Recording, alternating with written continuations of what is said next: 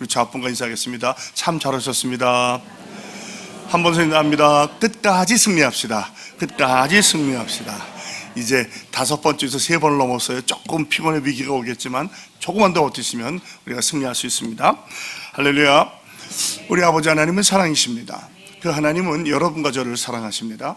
또한 그 하나님은 여러분과 저를 위한 놀라운 계획을 갖고 계십니다. 고난주간 특세 셋째 날을 맞이하여서 다시 한번 저와 여러분이 우리 주님의 풍성한 사랑을 체험하시고 또 우리를 향한 놀라운 계획을 발견하게 되시기를 주 예수 그리스도의 이름으로 축복합니다.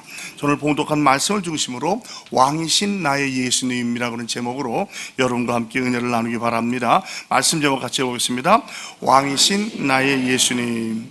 우리는 계속해서 예수님의 고난에 대해서 특별히 요한복음을 통해서 18장으로부터 말씀을 나누고 있는데 오늘 말씀은 그 18장 중에서 3번째 마지막 단락이 되겠습니다. 우리 주님은 겟세마네 동산에서 기도하시다가 유다의 배반으로 로마 군병과 성전 수비대에게 잡혀서 피할 수 있었으나 자발적으로 잡혀서 먼저 전 대사장이죠. 안나스의 집으로 끌려갔다가 그 다음에 가야바한테 끌려갑니다. 가야바한테 끌려간 내용은 자세히 나오지 않지만 다른 성경에 나와 있어요. 오늘은 이제 그 가야바에서 집에서 공회를 마친 다음에 산헤드린 공회를 마친 다음에 그 빌라도의 법정에 온 내용이 오늘 되겠습니다. 빌라도에서 이제 법정을 받으시는 것이죠. 요한복음은 여기부터 요한복음 19장 16절까지 무려 34절을 할애하면서 이 빌라도의 법정에서 일어났던 그 마지막을 아주 자세히 설명해 주고 있습니다. 그 내용을 보자면 먼저 종교자들의 외식을 볼 수 있죠. 불법으로 예수님을 죽이려 하면서도 유월절을 먹기 위해서 흔히 말해서 부정타지 쉽지 않으니까 이방인의 집엔 들어가지 않겠다는 껍데기 외식적인 신앙을 볼 수 있습니다. 이때가 새벽이라고 말하는데 이 새벽은 보통 유대인들로 말하면 밤 4경인데요 새벽 3시부터 6시를 말합니다. 그러니까 목요일 저녁부터 급하게 자정쯤에 안나산터로 갔다가 가야바로 갔다가 빌라도에 왔는데 이때가 새벽 3시부터 6시 사이에요. 그러니까 굉장히 급하게 일이 진행되고 있습니다. 그 다음에는 빌라도가 여기서 미사를 만난 다음에 좌충우돌에 들어갔다 나갔다 하면서, 왜냐하면 고소하는 자들이 이방인의 집에 들어오지 않겠다고 하니까 자기가 있는 곳이 이방인의 관정 아니에요. 여기서 뜰을 왔다 갔다 하면서 할 수 없지 않은 어찌보면 좀 우스꽝스러운 모습을 보게 됩니다. 그리고 그렇게 했던 이유는 뭐냐면 유대인의 종교 지도자들은 계속 정죄하게 해서 죽게 해달라는 것이고, 빌라도가 볼 때는 적어도 일반의 양심이 있기 때문에 이 사람은 죽을 죄는 아닌 것 같은 것을 이거를 심리하려고 고민하는 것을 보게 됩니다. 그리고 30절로 32절은 유대인과 유대 종교와 로마의 법적 해석 차이가 나와요. 사실 유대인들이 사람을 죽이시는 것은 신성모독입니다. 하나님을 모독하면 그럴 수가 있죠. 로마에서는 그게 아니라 내란 모반죄라면 사용할 수 있어요. 그런데 신성모독을 하면 돌로 쳐 죽이게 되어 있습니다. 만약에 예수님이 돌로 쳐 죽임을 당한다면 유대인들의 입장에서 볼 때는 이 사람을 참 선지자로 알게 돼요. 그래서 돌로 쳐 죽이지 않고 어떻게든지 세상 법으로 끌고 가서 모반죄를 죽이려고 하는 거예요. 자기들 법으로는 그렇게 할 수 없거든요.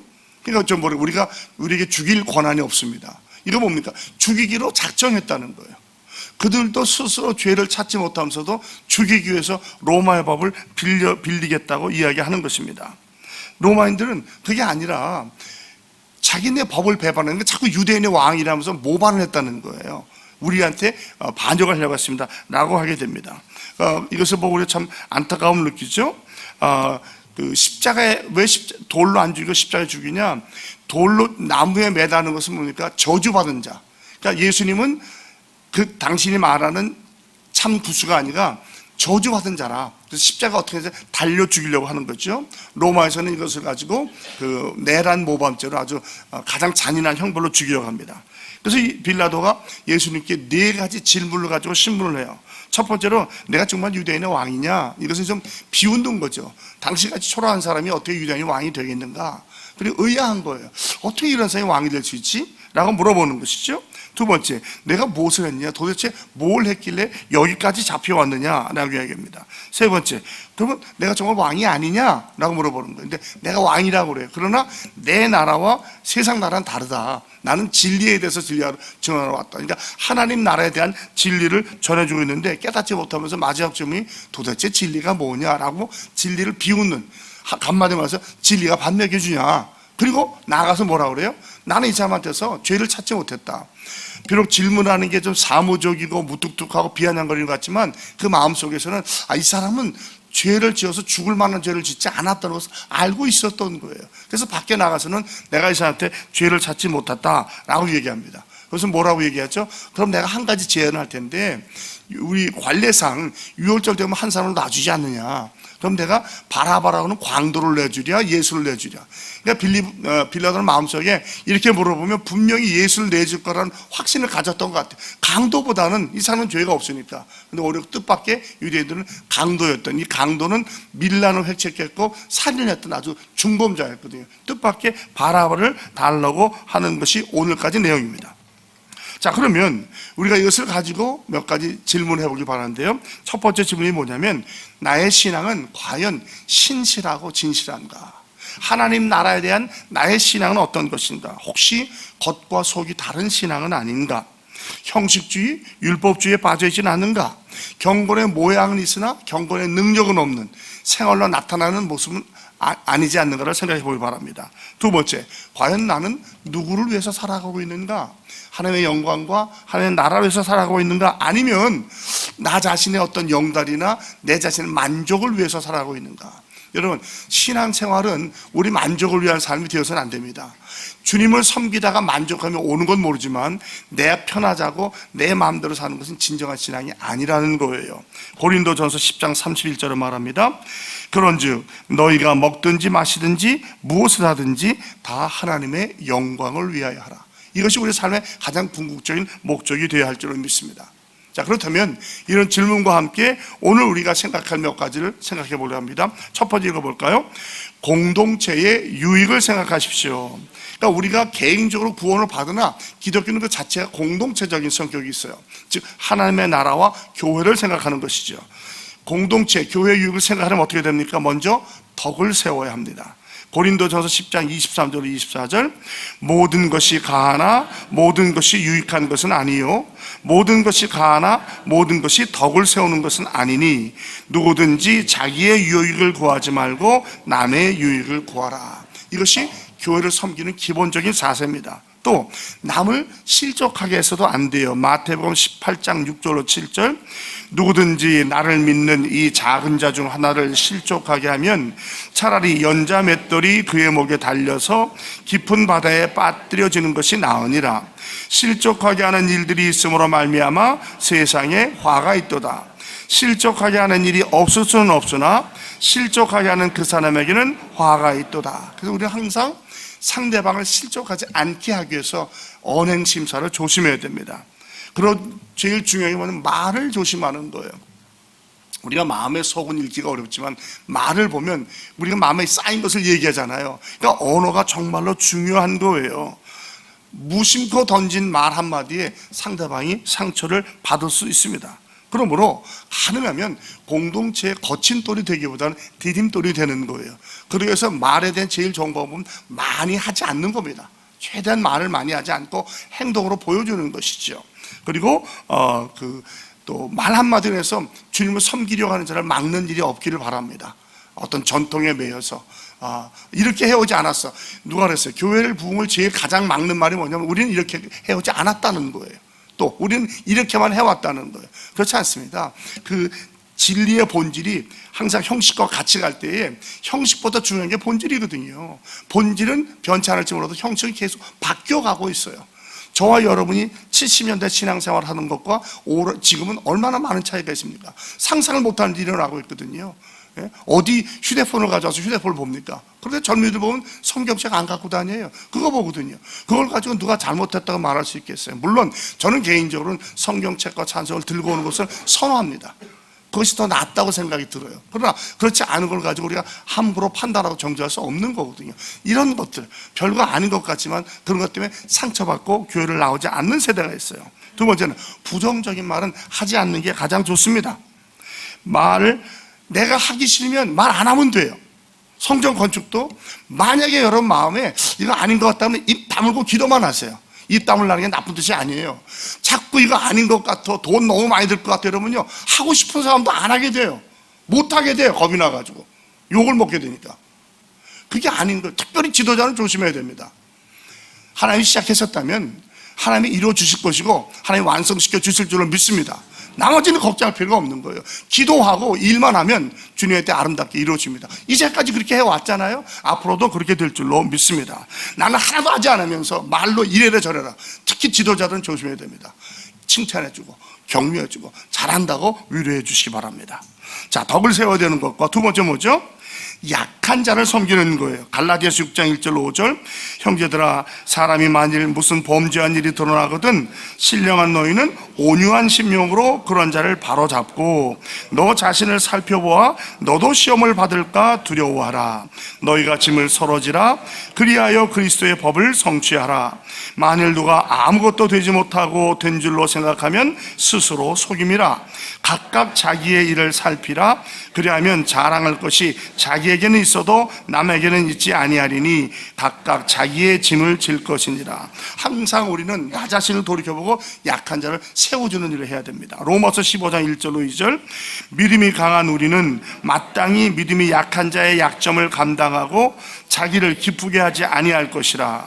우리 각 사람이 이웃을 기쁘게 하되 선을 이루고 덕을 세우도록 할지라. 특별히 좀 덜 배운 분, 좀 덜 갖고 있는 분, 덜 똑똑한 분 함부로 대하시면 안 됩니다. 항상 그들을 배려해주고 해주고 위로해줘요. 그래서 교회 나온 사람들이 위로와 힘을 얻어야 되는 거예요. 교회 갔더니 교회 안에도 차별하더라. 교회 안에도 뭐 돈 있는 사람이 권세가 있더라. 그러면 누가 그런 교회를 가고 싶겠어요? 그렇게 하면 안 됩니다. 오히려 우리는 더 낮아서 섬기는 자리로 나아가야 할 줄로 믿습니다. 가만히 있어요. 제가 이게 페이지를 잘못했네요. 예. 그럼 그 다음에 남을 무시하잖아요. 하나님께서 안 기뻐하셔요. 내가 쌓은 선도 무너뜨릴 수 있어요. 항상 약자를 배려하시기 바랍니다. 세 번째는 뭡니까? 목회자를 존중하란 말이에요. 디모데전서 5장 17절입니다. 잘 다스리는 장로들은 배나 존경할 자로 알되 말씀과 가르침에 수고하는 이들에게는 더욱 그리할 것이나. 오해하지 마세요. 제가 잘났다는 게 아니라 성경이 이렇게 말하고 있어요. 기름 부분 장로님들 배나 존경하지만 말씀을 가르치는 더 귀히 여기라는 거예요. 여러분 왜 그런지 아세요? 장로님이나 목회자들은 마치 여러분의 영혼을 가지고 내가 책임질 자처럼 기도하고 하나님께 매달려요. 하나님께 매달려 기도하는 게 그렇습니다. 내가 나하고 다르다고, 내가 마음에 안 든다고 반대해서는 안 되는 거예요. 목회에서는요, 부정적인 여론이 생기면 목회가 발전을 못해요. 교회가 부흥을 못합니다. 새신자들이 와서 금방 알아요. 담임 목사에서 어떻게 대하는지. 그러면 교회 나오고 싶지 않아요. 그런 얘기를 종종 듣습니다. 목사님 말씀적으로 다 좋은데 제가 여기는 설 자리가 아니네요. 그런 얘기를 때 너무나도 마음이 아픕니다. 교역자를 대적하려고 하고 교역자를 내 마음에 길들려고 하는 거, 이거 하나님 기뻐하시지 않아요. 그렇게 할 수도 있어요. 그렇게 하는 게 많습니다. 여러분, 그런 교회 지고 부흥하는 교회 있으면 저한테 데리고 와보세요. 그런 교회 있나 없나. 교회는 절대로 부흥하지 않습니다. 목회자는 교인들과 싸울 수 없어요. 싸우고 튕겨져 나가는 사람도 있으나 그건 아닌 것 같아요. 그럼 어떻게 되냐? 목회자가 기쁨을 잃어버려요. 목회의 기쁨을 잃으면 어떻게 되냐? 낙심하고 실망하고 좌절해요. 그러면 창조적인 목회를 못해요. 그냥 같이 가지 뭐, 그냥 그대로 가지. 그럼 교회는 그걸로 끝나는 거예요. 살아있다는 이름이 있으나 건축이 있으면 뭐예요? 건물이 있으면 뭐예요? 교회가 그냥 그대로 가는 거예요. 좋은 대로. 교회는 그런 교회가 아니거든요. 하나님 교회는 그렇게 돼서는 안 돼요. 몸부림쳐야 돼요. 어떻게 됩니까? 교역자가 점점 마음의 병이 들어요. 마음의 병이 육신의 병이 돼요. 그러면 그대로 가든지 병들어 죽든지 교회를 떠나든지 해요. 여러분 이제까지 봤던 거의 모든 교회 보십시오. 거의 같은 패턴이에요. 교역자는 사랑을 먹고 사는 거예요. 위로를 먹고 사는 거예요. 그걸 해주지 않으면 아무 소용이 없어요. 여러분 사례를 아무리 주고 아무리 좋은 집에 살게 해봐요. 아무 소용도 없는 거예요. 교역자의 기쁨을, 물론 교역자가 죄를 짓거나 이단으로 빠지거나 이성에 빠지면 안 되는 거죠. 그거는요. 그러나 그게 아닌 바에는 다르다고 내 마음에 들지 않다고 함부로 해서 안 되는 거예요. 여러분에게도 덕이 되지 않고 도움이 되지 않습니다. 그러면 교회가 그 몇몇 사람들의 병이 들어 보여요. 그리고 그 교회는 결코 부흥하지 않습니다. 교회의 부흥은 성도들이 목회자를 어떻게 대우하고 어떻게 만들어 가느냐에 있어요. 목회자가 그냥 저절로 큰 목회자 땅에 뚝 떨어지는 게 아니에요. 교인들과 잘 협력해서 아름답게 이어지는 겁니다. 많은 경우에 제가 목회자가 아니라 목회자가 잘나야 되겠죠. 훌륭해야 되겠죠. 그러나 그렇지 못할지라도 많은 교회를 보면 교인들이 목회자를 만들어 가요. 자꾸 세워주고 위로해주고 격려해줄 때 그 힘을 받고 그 사랑을 받고 기쁨이 넘치면서 목회를 하게 되는 거예요. 네 번째로 주님만 높이십시오. 요한복음 3장 30절, 그는 흥하여야 하겠고 나는 쇠하여야 하리라 하니라. 사람을 세우시고 하나님께 영광을 누리고 공동체를 세우는 저와 여러분이 되길 바랍니다. 큰 두 번째입니다. 그 다음에 어떻게 됩니까? 진실하십시오. 진실하면요, 믿음이 있어야지 진실해져요. 믿음이 없으면요, 외식적으로 되고 맙니다. 미가보서 6장 8절, 사람아 주께서 선한 것이 무엇임을 내게 보이셨나니 여호와께서 내게 구하시는 것은 오직 정의를 행하며 인자를 사랑하며 겸손하게 내 하나님과 함께 행하는 것이 아니라 정의와 인자와 겸손입니다. 이게 진실하게 사는 방법이에요. 자, 그러면 어떻게 우리가 진실할 수 있는가? 첫 번째, 진실해야 말씀이 살아 역사합니다. 베드로전서 2장 1절로 2절입니다. 그러므로 모든 악독과 모든 기만과 외식과 시기와 모든 비방하는 말을 버리고 갓난 아기들 같이 순전하고 신령한 젖을 사모하라. 이는 그로 말미암아 너희도 구원에 이르도록 자라게 하려 함이라. 말씀을 사모하고 기도를 사모하고 찬양을 사모하면 우리가 그리스도의 장성한 분량까지 자랄 수 있습니다.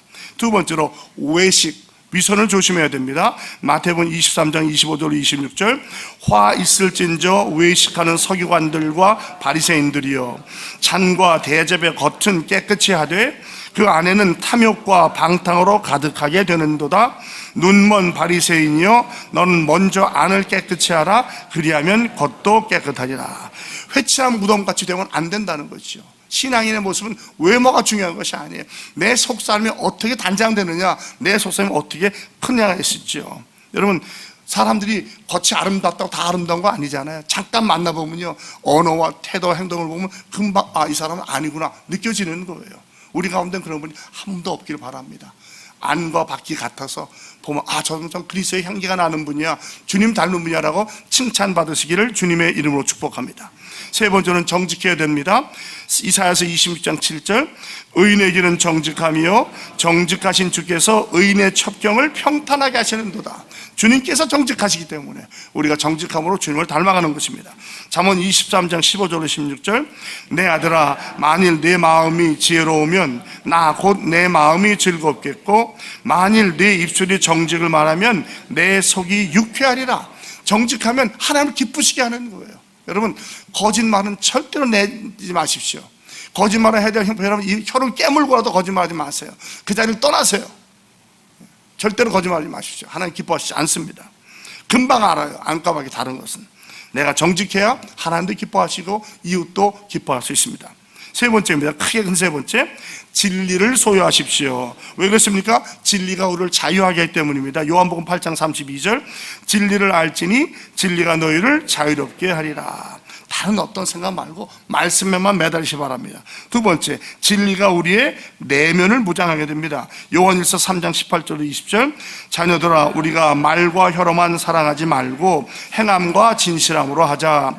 이로써 우리가 진리에 속한 줄 알고 또 우리 마음을 주 앞에서 굳세게 하리니, 이는 우리 마음이 혹 우리를 책망할 일이 있어도 하나님은 우리 마음보다 크시고 모든 것을 아시기 때문이라.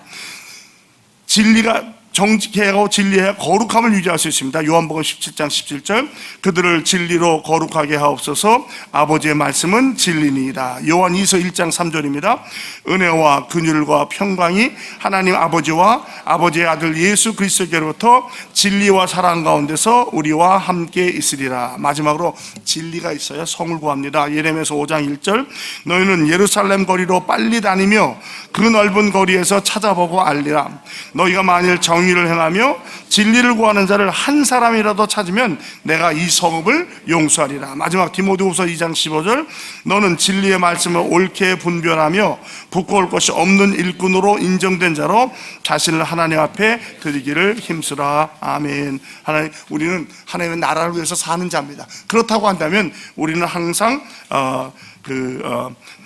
공동체 유익을 생각하고 진실하며 진리를 따라가야 됩니다. 항상 말씀을 중심으로 하나님을 사랑하고 이웃을 섬기는 자로 삶으로 말미암아 눈에 보이지 않는 하나님의 나라가 우리 땅에 이루어지고 그것을 보며 경험하고 간증하며 살아가시는 저희 다 되시기를 주 예수 그리스도의 이름으로 축복합니다. 하나님 아버지 고맙습니다. 고난주간 특세 셋째 날을 맞이하여서 또 주님의 빌라도의 법정에 서신 것을 보면서 하나님 나라와 이 세상 나라가 얼마나 다른지를 깨닫게 해주시니 고맙습니다. 하나님 나라의 백성으로서 공동체의 유익을 생각하며 덕을 세우고 진실하며 진리의 말씀을 따라가는 삶으로 말미암아 우리 가정이, 우리 교회가 하나님 나라가 되게 하시고 아름다운 향기를 바라는 인천중앙교회가 되게 하여 주시옵소서. 예수님의 이름으로 축복하며 기도합니다. 아멘. 하늘의